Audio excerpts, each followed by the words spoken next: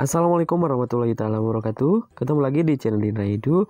Bagaimana kabarnya kalian hari ini? Semoga kalian semua dalam keadaan sehat walafiat.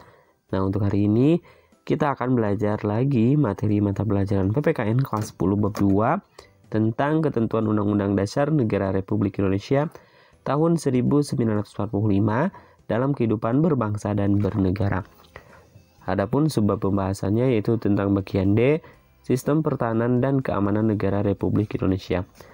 Nah, seperti biasa, sebelum memulai pembelajaran, alangkah lebih baiknya silakan kalian persiapkan dulu buku sama penanya, supaya nanti setiap ada materi penting bisa dicatat oleh kalian.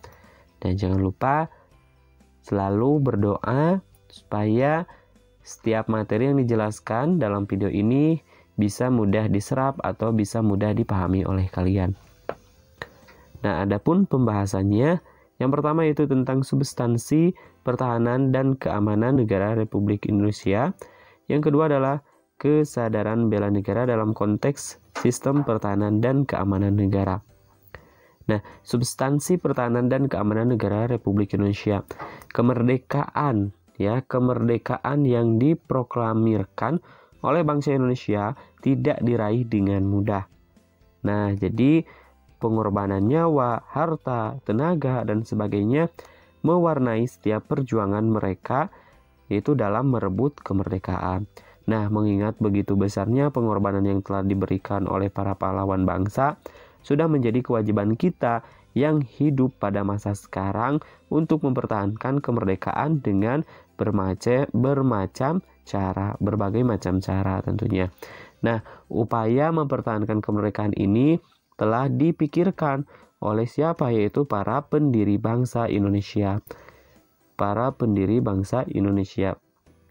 Nah, mereka sudah memikirkan ini, sudah memikirkan masa depan kemerdekaan bangsa Indonesia.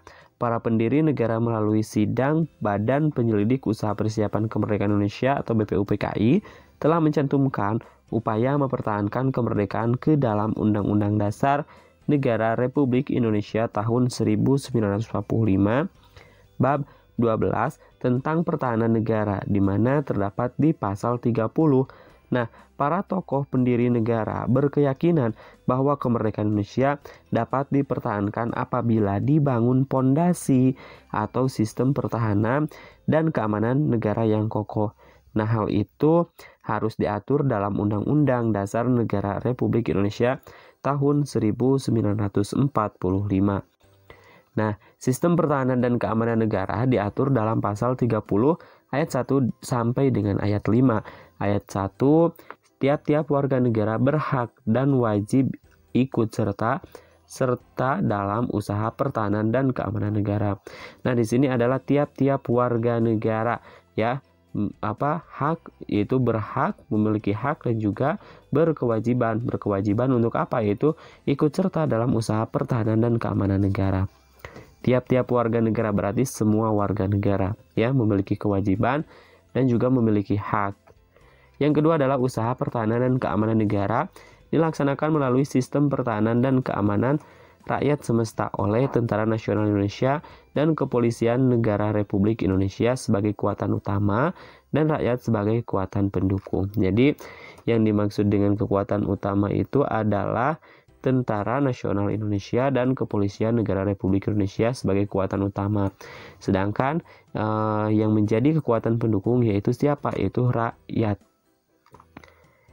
Ayat 3, Tentara Nasional Indonesia terdiri atas Angkatan Darat, Angkatan Laut, dan Angkatan Udara sebagai alat negara bertugas mempertahankan, melindungi, dan memelihara keutuhan dan kedaulatan negara. Jadi TNI ini bertugas untuk apa? Itu untuk mempertahankan negara kesatuan Republik Indonesia, melindungi dan memelihara keutuhan dan tentunya kedaulatan negara, kekuasaan negara.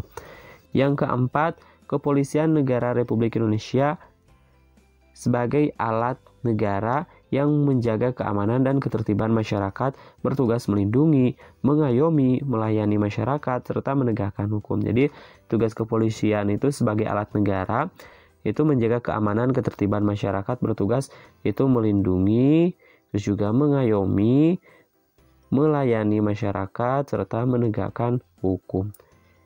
Terus juga ayat kelima, susunan dan kedudukan Tentara Nasional Indonesia, Kepolisian Negara Republik Indonesia, hubungan kewenangan Tentara Nasional Indonesia dan Kepolisian Negara Republik Indonesia di dalam menjalankan tugasnya, syarat-syarat keikutsertaan warga serta dalam usaha pertahanan dan keamanan diatur dengan undang-undang.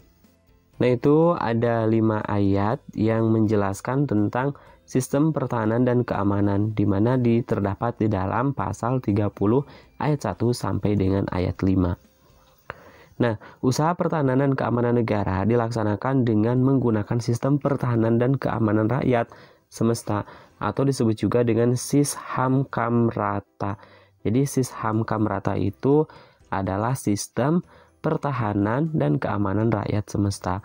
Nah, Sishamkamrata pada hakikatnya merupakan segala upaya menjaga pertahanan dan keamanan negara, meliputi seluruh rakyat Indonesia, segenap sumber daya nasional, sarana dan prasarana nasional, serta seluruh wilayah negara sebagai satu kesatuan yang utuh dan menyeluruh. Jadi sekali lagi, yang dimaksud dengan sistem pertahanan dan keamanan rakyat semesta itu adalah segala upaya, ya, segala upaya untuk apa? Yaitu untuk menjaga pertahanan dan keamanan negara, meliputi apa saja, yaitu rakyat Indonesia, terus juga segenap sumber daya nasional, sarana dan prasarana nasional, serta seluruh wilayah negara sebagai satu kesatuan yang utuh dan menyeluruh. Nah, ciri-ciri dari Sishamkamrata ini ada 3. Yang pertama adalah cirinya adalah kerakyatan, yang kedua adalah kesemestaan, dan yang ketiga adalah kewilayahan.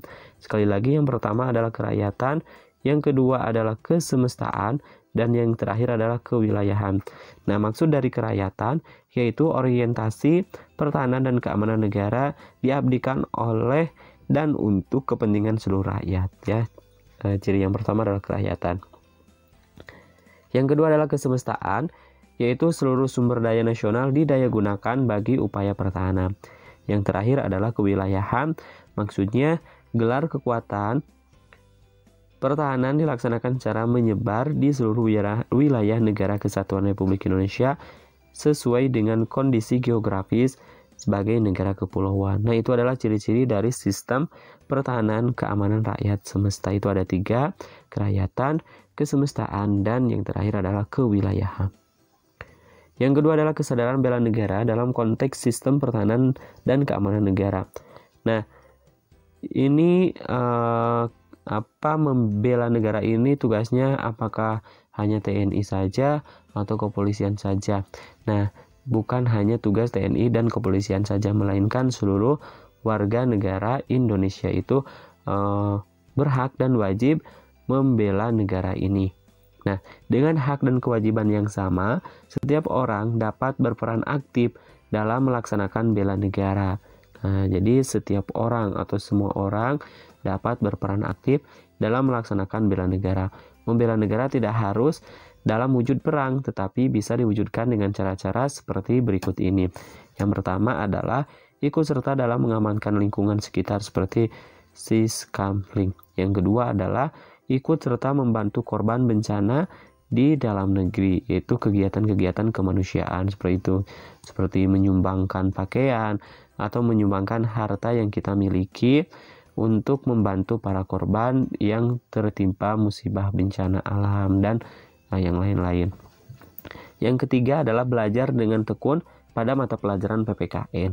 Nah, karena pada mata pelajaran PPKN ini pembahasannya itu tentang warga negara, tentang kewilayahan, itu ya, seperti itu contohnya. Yang selanjutnya, mengikuti kegiatan ekstrakurikuler seperti Paskibra, PMR, dan Pramuka, ataupun eskul yang lainnya yang terdapat di sekolah, ya, seperti itu. Yang kelima itu pelatihan dasar kemiliteran secara wajib.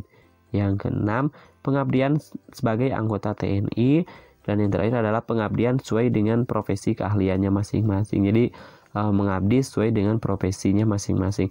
Nah, itu beberapa contoh ya untuk membela negara Ya, jadi sekali lagi bentuk atau wujud atau aplikasi dari membela negara itu tidak harus dalam wujud perang ya, tetapi dapat seperti diaplikasikan seperti contoh-contoh berikut ini yang tadi. Sampai ketemu di video pembelajaran selanjutnya, semoga bermanfaat. Kami akhiri, assalamualaikum warahmatullahi wabarakatuh.